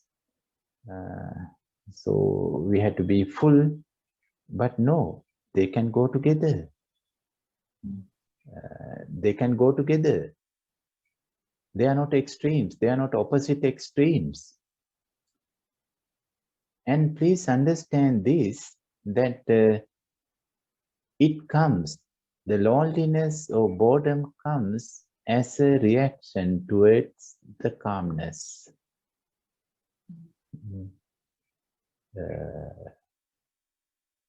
It is good, calmness is good, but the mind thinks, or the ego thinks, but I need something else. Plus, on top of this calmness, yes, I don't want to lose the calmness, but I want something else. I want something else on top of this calmness. So the ego or the ordinary mind or the wanting mind is expecting something more, something else. And that's why you feel loneliness. You feel boredom, that's why. So you better to look at that wanting mind. You better to ask this question from the ego, what do you expect? What else do you expect? In the beginning, you have this expectation, calmness. I want to meditate to calm myself. If I couldn't calm myself, then you told me, today meditation is not good. But now I am calm, but still you are expecting something else. So dear Mandy, this is the nature of the ego. The ego creates dissatisfactoriness. Dissatisfactoriness, it comes from the ego. The ego never says this, I am totally satisfied. Don't do anything else. I am totally satisfied. No. No, not at all. The ego doesn't know anything about the satisfaction. It doesn't know. It only knows about happiness, but not about the contentment. So look at it. Go to the root of this loneliness. Only then you can find out the ego feels lonely, not you. The ego feels lonely. Better to not to identify that loneliness with yourself. I am lonely. No, the ego feels lonely. You are calm. You are calm. And be happy about it. Be happy. And try to be satisfied about it. Satisfied about your meditation. And try to enjoy it. And if you are alone, it's good. If somebody is there, that is good too. You can share it. If nobody is there, then you can enjoy the taste of the meditation with yourself. If somebody is there, then you can share the taste of meditation with that person. But if nobody is there, still you can enjoy the cake that you have baked, the curry that you have cooked. You are not losing the taste of the food that you made because you are alone. No. Still the same taste. You can enjoy, you can experience.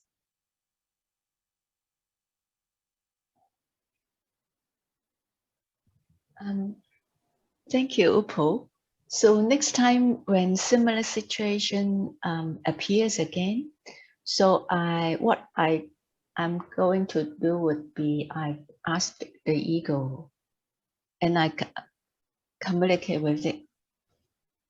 You suggest it? Is it? It will help me to reduce it.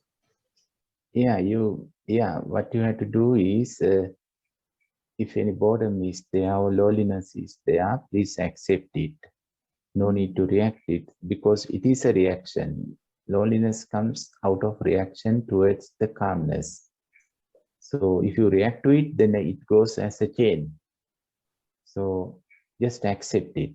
Yes, I am calm, but at the same time, I am experiencing loneliness. And who is lonely? Who is lonely? So now time to do this jnana yoga. Jnana yoga. You can ask who is lonely? Who feels lonely? Who wanted to be calm, be quiet? And why that person is unable to be satisfied with this calmness? Why that person is unable to be happy about this calmness? Why expecting something else? Who is expecting something else? It's not me. It's not Mandy. So you can go deeper into this reflection and find out the root, and that is called ego. But that three letters are not there. Capital E and G and O. They are not there.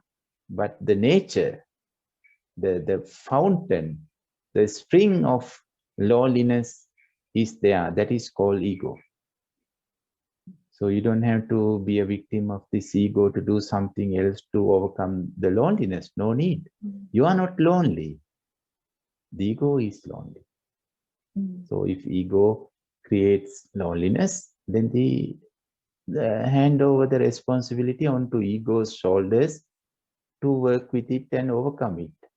Don't take that responsibility of ego to take care of the ego, to do something to overcome that loneliness. No need. It's an illusion. Yeah. Okay. Thank you so much. I'll do it. Welcome. Thank you. Welcome so much. Thank you. Thank you, Paul. Thank you, Mandy.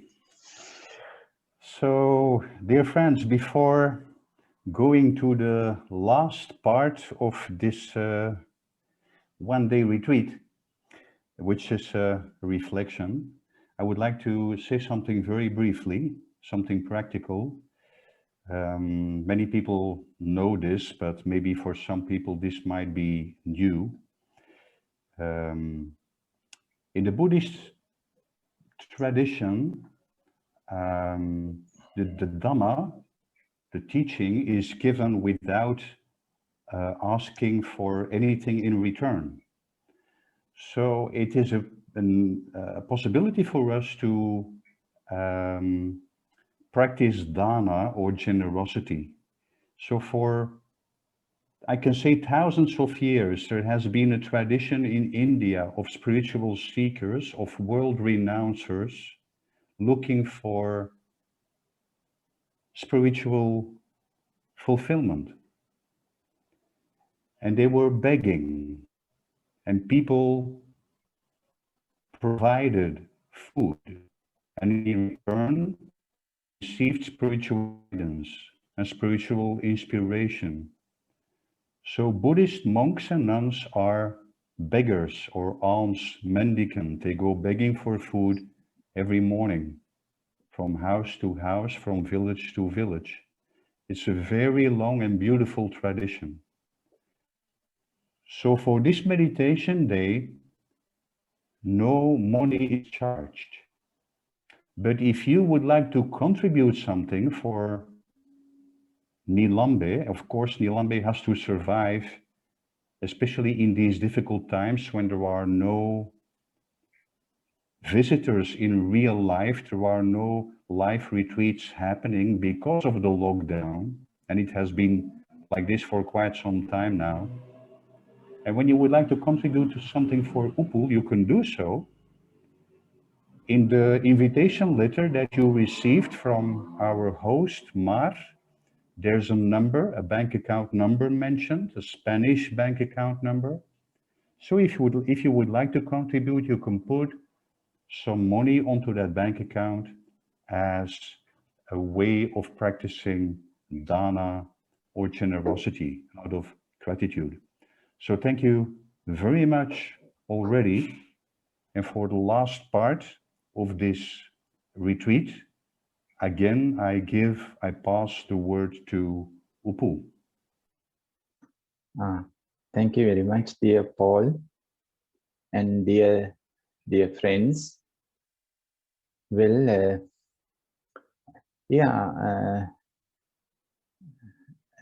since last June, since that we have done a monthly one-day retreat. This is the second or third one, I can't remember exactly. Anyhow, I again feel I am so fortunate to have this opportunity to meditate with all of you. Whenever I meditate with anyone, I feel I am so fortunate. Whenever I meditate with myself, I also feel that I am very fortunate. When I meditate with myself, I can teach. I can teach to myself. And when I meditate with you, I can learn. In both ways, I am so fortunate. And also, I feel this strongly that as humans, meditation is one of the best things that we can do together. There are many things we can do together. We can go for a trip, we can dance, we can sing, and we can discuss, we can learn. But meditation is one of the best things what humans can do together. And we had a lot of good memories about our past workshops and retreats in Nilambe and in other places, in other centers. And now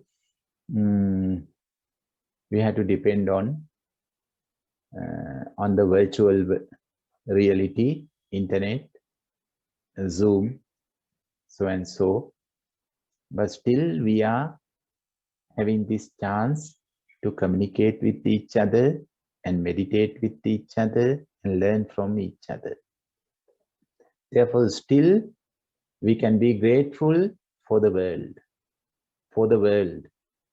and for humans who have discovered this modern technology. The modern technology has, of course, advantages and disadvantages, but we have to be grateful for all those people, great people, scientists and technicians who have discovered this modern technology. Because of that, still we can do retreats together. And and as Paul said about donations, I want to express my heartful gratitude towards all of you. You have given us a lot of contributions and donations. And more than that, most of you often ask this question from me directly and via some other friends. How is Nilambe? How is Nilambe? How are you, Upul? What do you need? What Nilambe needs? Please tell us. Don't shy. Please tell us. We can do whatever need to be done. We can do. So don't be shy. Please tell us what Nilambe needs and what Upul you need. And I feel how much rich I am. How much rich I am because of your rich hearts. Not because of your rich bank accounts, of course. That is another reason, but mainly because of your rich hearts. How much fortunate I am. And therefore, I always be grateful for your sincere generosity and your kindness and friendliness and genuine caring of Nilambe and of me. And with Paul's explanation in the last couple of retreats, you have made big donations to Nilambe via Mar, and she came all the way to Nilambe and to meet me to hand over that donation.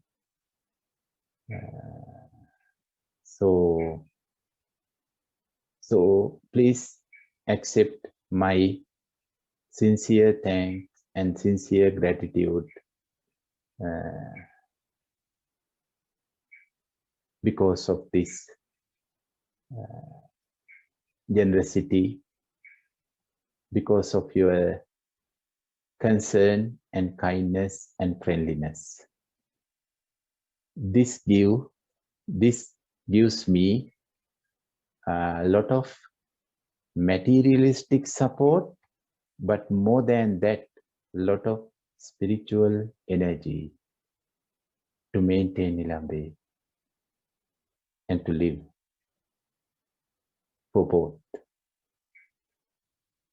And dear friends, we do retreats not to earn money. You know this. We do retreats not for that, not for that. That is a different thing. I learned meditation from various teachers, mainly from Godwin and from other teachers, without paying any single coin. I didn't pay any single coin to any of the teachers to learn great lessons great teachings is free, 100% free. Actually, I didn't have any money to pay to them. I didn't do any job in my entire life to earn money to pay for the teachings. Is 100% free. So therefore, it is my responsibility to share this wisdom, whatever understanding and experiences with rest of the world freely, without making any price, without expecting anything in return as our teachers.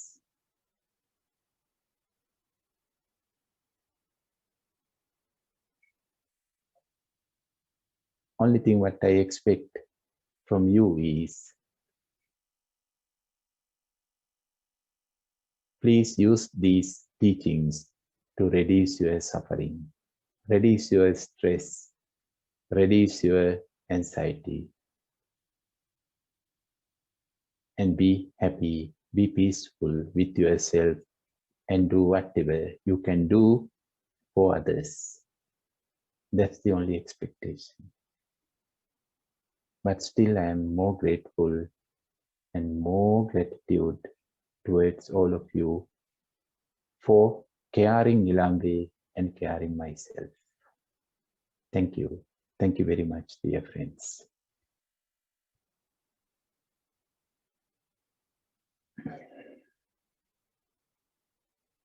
Well, now Mar wants to do something. Mar wants to say something. Dear Mar, are you here? Yes, yes. Thank you very much, Utur. Thank you for the grateful date that we have today. Yeah, I want to share something that I think it's the right time now. It's about how today or these sessions making host and helping in some way Nilambe and Upul. So yeah, it's also helping me a lot, you know, on my spiritual path and on my to become better and to just to open on the gratitude and the generosity that Upul mentioned. Also, I just want to thank you, all of you, for because it's you here, this would not be possible. So yes, yeah, thank you, because I think that we are a great family. We are making strong our bonds, and yeah, it's helped us to walk all together, because it's a path that we have to walk together hand by hand. And of course, we have to stand on our own feet, but when it's someone next to us that, yeah, it's there, so it's very grateful, you know, to feel this. So I feel like this with this session, you know, it's a walking path that we are go all together in the same direction. So thank you very much, all of you. Thank you.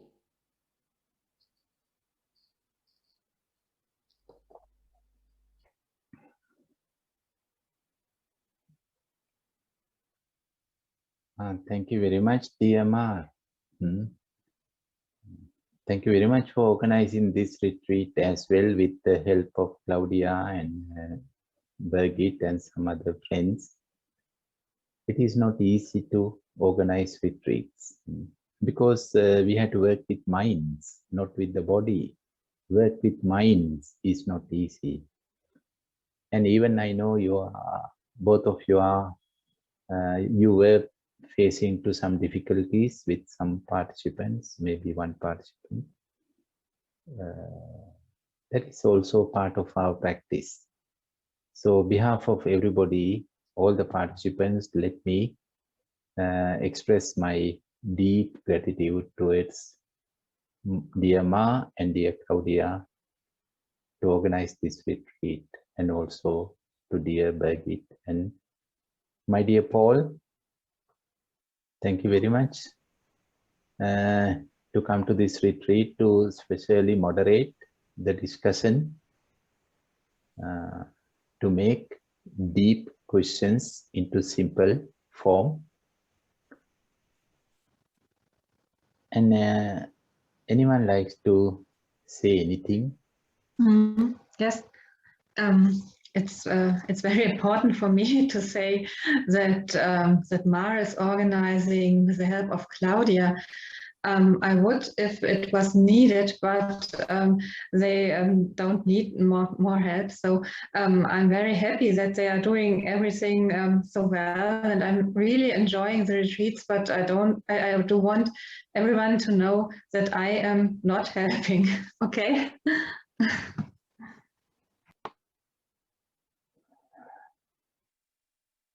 I think they have learned from you. Yes, exactly. Thank you, very good.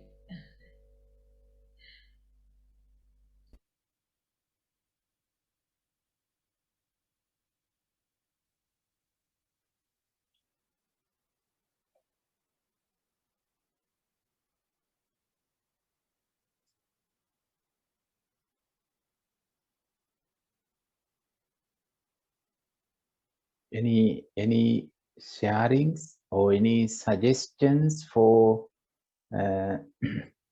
for coming programs, or simply you can say we don't need any more retreats?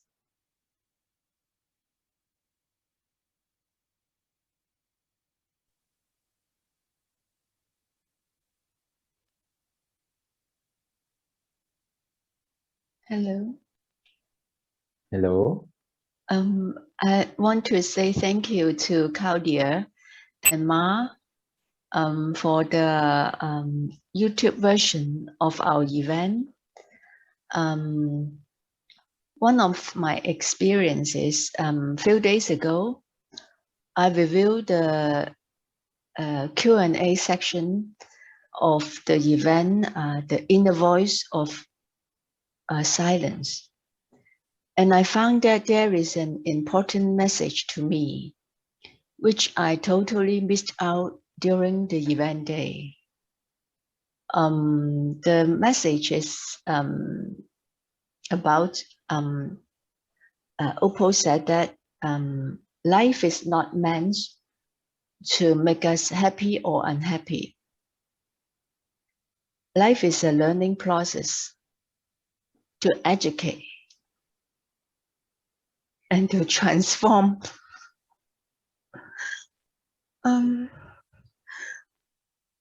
Why I think this is a very important message to me, it is because for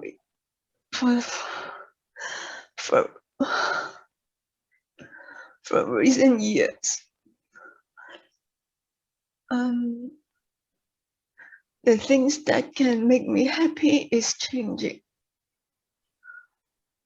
In earlier days, I will feel happy quite easily. Maybe it is for some favorite food, or for some activities. But now seems that those things is not the source for me to feel happy. So that made me think that maybe the major task of our life is not to seek for happiness.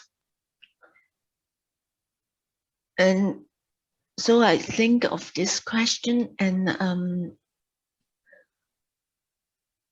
what my thought is, maybe life is learning to improve ourselves and to make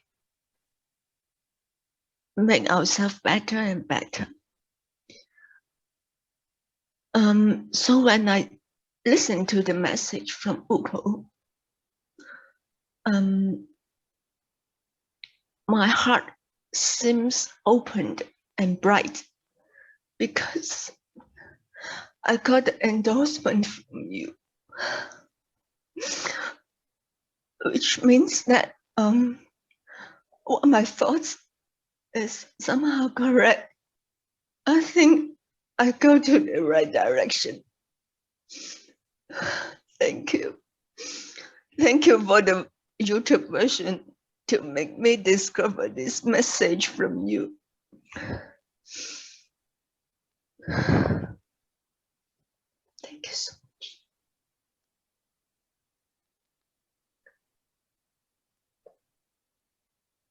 I think those tears come from the deepest place in your heart of the happiness.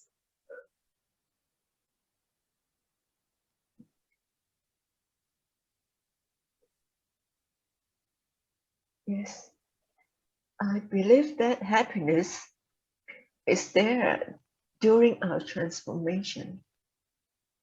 Yes.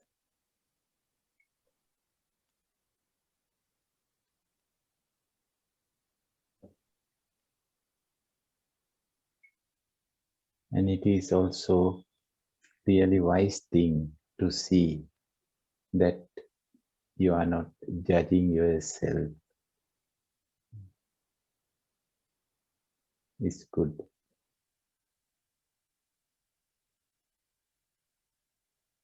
If you know how to cry, only then you know how to smile. If you do not know how to cry, then you don't know how to smile or how to laugh. Because both come from the same source.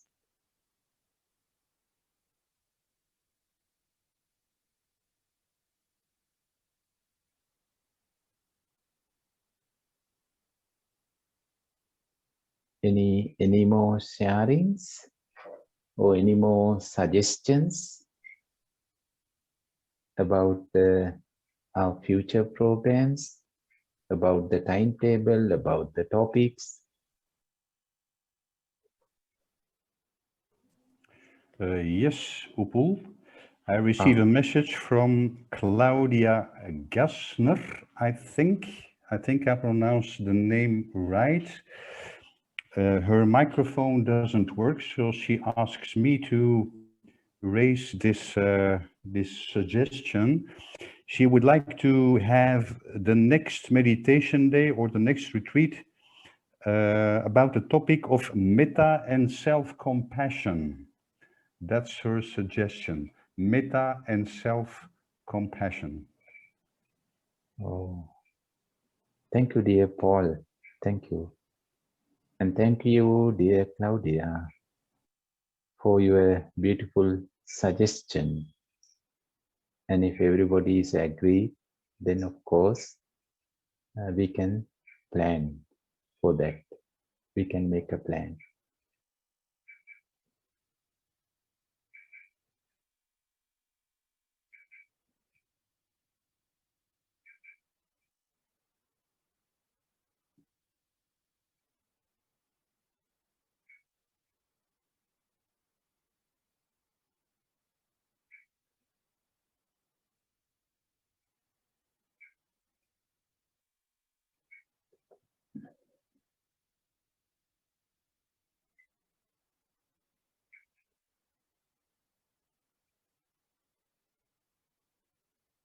Any more suggestions? Any more ideas to make this program more fruitful?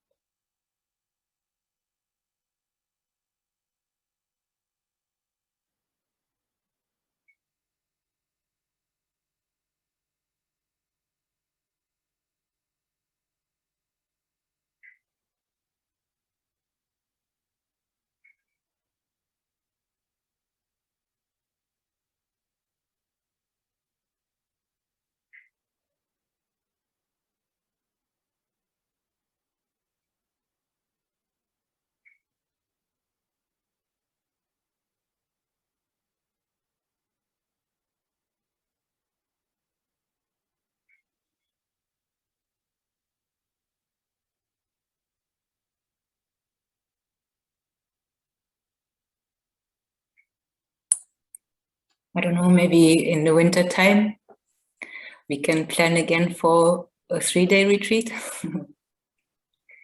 If there is the capacity to do that from Upul and Paul and Ma and me maybe.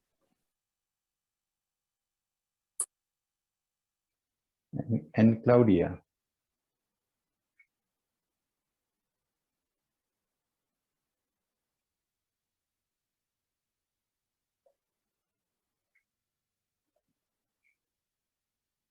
Well, winter means when exactly?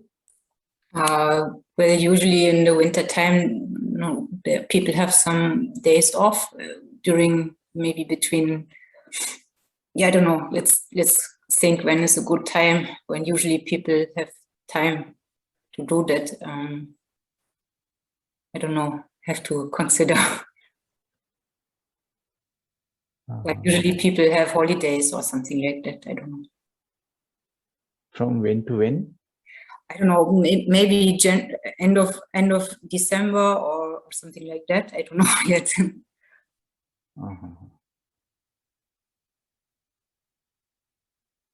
I don't know.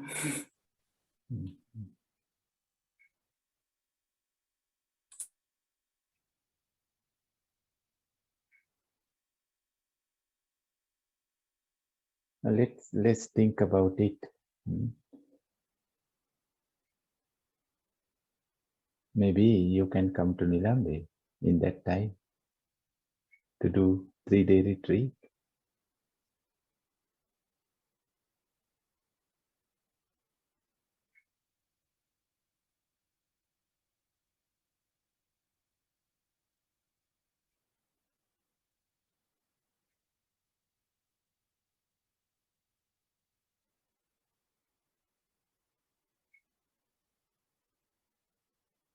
Well, are there any more sharings or ideas or suggestions? If not, then we can slowly say goodbye to close the chapter.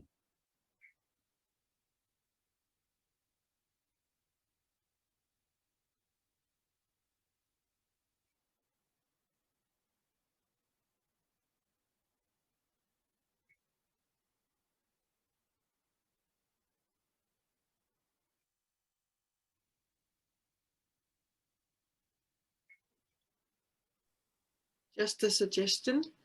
In case we do not have any ideas right now, maybe we can send it, mail it to one of you. Oh, that's a good idea. Yes, whenever you have an idea, please write us an email. That's good. How are you, Geeta? I'm very fine, thank you. And I was actually thinking that no matter the topic, I think it's always helpful. Whatever you teach us, we can use it. It always seems to be the right teaching somehow. So maybe that is why I do not have an idea right now, because whatever you say, it's like, yeah, it was meant to be said today. This is the right topic.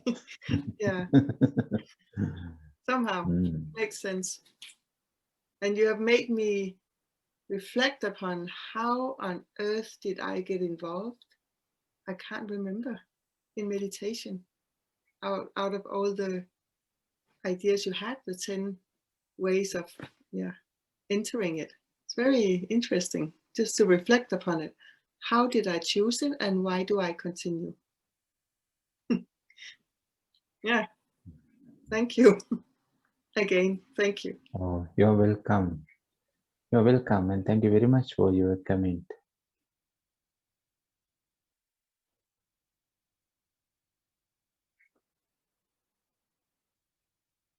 Then, dear friends, let's say goodbye.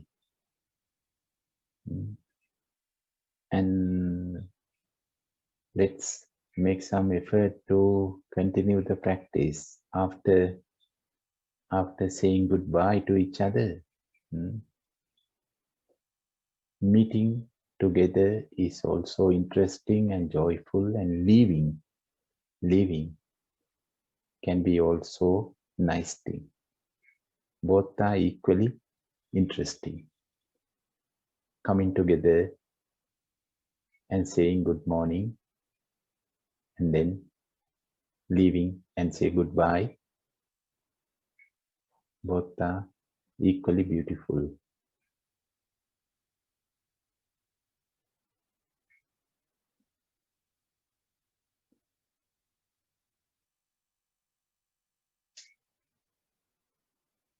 So dear friends, then dear Ma, dear Claudia, dear Paul, dear Yuan, dear Birgit, and all the participants, all the friends. Let us meet again and again in our practice.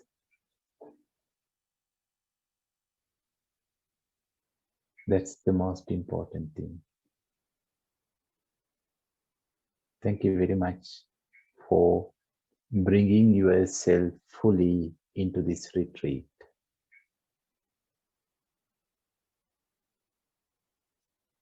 Goodbye and good night, and maybe good evening